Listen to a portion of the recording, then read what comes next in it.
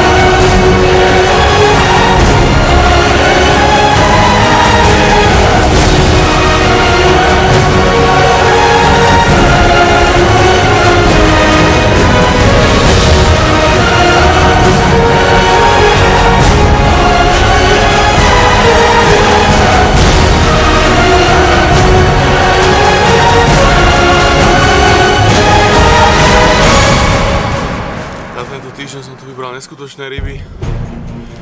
Neviem, čím to je, či guličkami, či šťastím, ale je to neskutočné. Už za pár hodín po práci som došiel k vode a vyťahol som toto monštrum na breh. Ja nechápem, je to malinké vody. To je niečo neskutočné. Je to paráda. Ďakujem. Ďakujem ešte raz. Jo! Krásna ryba. Krásny zdravý lisec, 97 cm. Niečo neskutočné. Niečo neskutočné. Super, díky. Ďakujem. Jo!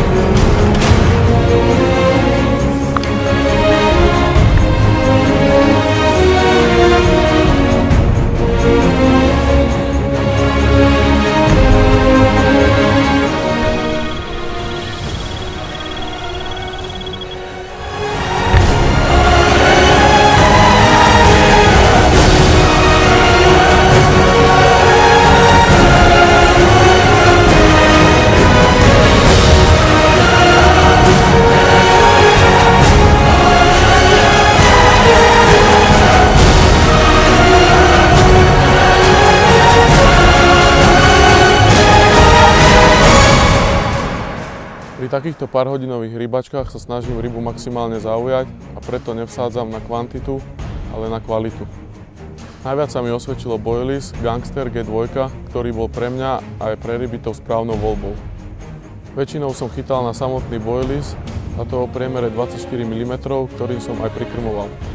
V niektorých prípadoch sa mi veľmi osvedčila aj kombinácia už spomínaného Gangstra o priemere 24 mm a 14 mm ananásovej plavačky.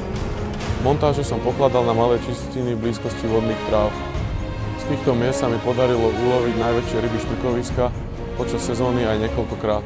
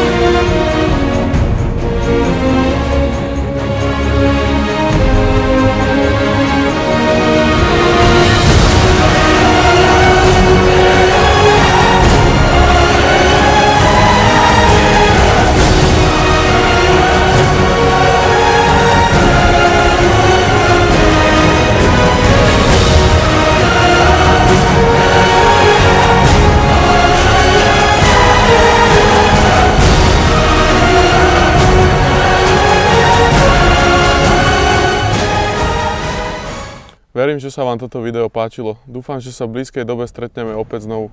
Tak ahojte.